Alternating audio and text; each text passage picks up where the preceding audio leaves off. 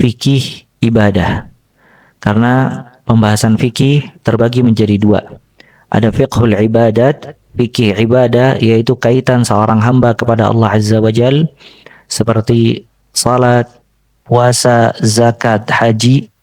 Dan juga ada fiqhul muamalat, fikih muamalah sesama manusia, dari jual beli, pernikahan, perceraian, perbudakan, dan seterusnya. Pembahasan ini pembahasan yang sangat penting dan urgen, karena seseorang di dalam hidup dia harus beribadah kepada Allah Azza wa Jal. Dan tidak mungkin ibadahnya bisa diterima oleh Allah Azza wa Jal dan menjalankan ibadah sesuai yang diinginkan oleh Allah dan sesuai petunjuk Nabi sallallahu alaihi wasallam, kecuali kalau dia mempelajari bagaimana tata cara ibadah yang benar. Oleh karena itu para ulama dari zaman dahulu hingga sekarang, mereka banyak mengarang kitab-kitab fikih. Ada di antara mereka yang mengarang kitab tebal berjilid-jilid. Ada juga di antara mereka yang mengarang kitab yang tipis. Dan maksud dari kajian kita hanya membahas poin-poin penting yang berkaitan dengan fikih ibadah. Dan kita tidak mempelajari khilaf ulama yang berkaitan dengan hal-hal fikih tadi, karena khilaf itu untuk orang-orang yang memiliki ilmu yang dalam dan memahami dasar-dasar agama yang kuat. Oleh karena itu para ulama menyarankan ketika seseorang ingin belajar fikih, maka dia mulai dari hal yang terkecil. Ya, kata mereka, alaika bita'liq, thumma tahqiq, thumma tadqiq, wa iyyaka wa talfiq. Yang pertama, engkau belajar fikih dengan cara ta'liq. Ta'liq itu maksudnya adalah memahami inti permasalahan beserta dengan dalil. Karena dikatakan ilmu ma'rifatul haqqi bid dalil, mengetahui kebenaran dengan dalil. Dia tahu salat hukumnya wajib dan dia tahu dalilnya. Kemudian kalau dia sudah mengetahui inti permasalahan ta'liq, baru dia naik ke jenjang selanjutnya, yaitu tahqiq. Tahqiq, dia mempelajari jauh lebih detail dari permasalahan-permasalahan yang sebelumnya. Ya. Kemudian dia kalau sudah menguasai poin yang kedua, maka dia sampai kepada at-tadqiq, yaitu dia mempelajari fikih berserta khilaf ulama. Dan yang terakhir, wa iyyaka wat talfiq, janganlah engkau berbuat talfiq. Talfiq menggabungkan antara mazhab-mazhab dan pendapat-pendapat ulama dengan niat tatabbu' ar-rukhas, ingin mencari keringanan di dalam agama. Artinya dia menggabungkan, kadang rukuknya dia mengikuti mazhab Ahmad mungkin, ketika dia berdiri mengikuti mazhab Maliki dan yang lainnya, tatabbu' ar-rukhas, ingin mengikuti keringanan-keringanan tanpa didasari dengan ilmu dan dalil.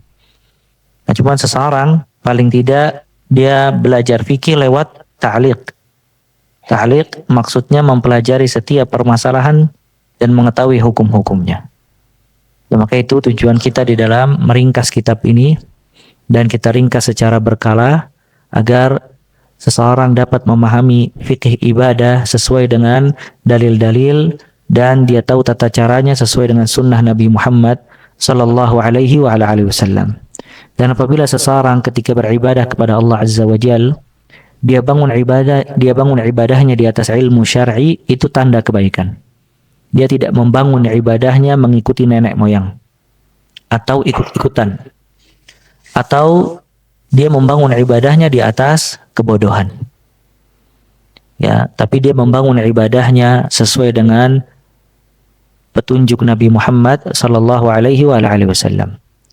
Kata Nabi sallallahu alaihi wasallam, "Man yuridillahu bihi khairan yufaqihu fid din." Dalam riwayat lain Nabi sallallahu alaihi wasallam bersabda, "Man yuridillahu an yahdiyahu yufaqihu fid din." Barang siapa yang Allah inginkan darinya kebaikan, difahamkan dalam perkara agama. Dalam riwayat lain, barang siapa yang Allah ingin memberikan petunjuk kepada seorang hamba, maka dia akan difahamkan dalam agama. Maka hadis ini menunjukkan kalau seseorang dia belajar dan memahami agama, tata cara ibadah yang benar, itu tanda kebaikan dari Allah Azza wa Jalla. Dan Hadis ini juga menunjukkan kalau seseorang beribadah tidak dilandasi dengan ilmu syar'i, tidak sesuai dengan petunjuk Nabi SAW, itu tandanya Allah tidak ingin memberikan hidayah kepada dia. Ya, karena dibiarkan dia di atas kesalahan dan tidak diberi hidayah untuk belajar bagaimana tata cara sholat, tata cara ibadah yang benar yang diridhai oleh Allah Azza wa Jalla. Lihat di zaman Nabi SAW, Nabi melihat ada orang yang wudu tidak sempurna. Maka Nabi SAW bersabda, wailul lil aqab minan nar. Celakalah tumit-tumit yang tidak basah di dalam api neraka. Orang tersebut hidup di zaman Nabi SAW. Namun masih ada kesalahan, maka ditegur oleh Nabi Muhammad SAW. Kemudian hadis musi'us salah. Hadis orang yang sholatnya salah. Dia sholat di hadapan Nabi SAW. Kemudian dipanggil oleh Nabi SAW. Kata Nabi SAW, salli fa innaka lam tusalli. Sholatlah engkau, sesungguhnya engkau belum sholat. Kalau seandainya orang ini hidup di tengah-tengah Rasul SAW dan masih melakukan praktek sholat yang salah, bagaimana kita yang jauh dari zamannya, dari zaman Nabi SAW dan hidup di zaman yang jauh dari petunjuk Nabi Muhammad SAW. Oleh karena itu, motivasi utama seseorang belajar fikih agar dia bisa beribadah sesuai yang diinginkan oleh Allah, bukan sesuai yang diinginkan oleh dirinya atau mengikuti nenek moyang atau mengikuti hawa nafsu. Karena ibadah perkara tauqifiyah harus sesuai dengan nas dan dalil, tidak boleh dia keluar dari nas ataupun dalil. Ya, kata Nabi SAW, man amila amalan laisa alaihi amruna fahuwa raddun. Barang siapa yang mengamalkan satu amalan tidak ada petunjuk dari kita, maka dia tertolak. Dan makalah ini kita susun dari dua kitab. Yang pertama, Manhajus Salikin, itu kitab yang dikarang oleh Syekh Abdurrahman bin Nasir As-Sa'di, dan itu kitab ringan, termasuk kitab-kitab marja, referensi utama dalam madhab Ahmad atau Hanabilah. Dan juga tambahannya dari kitab Mulakhasul Fiqhi.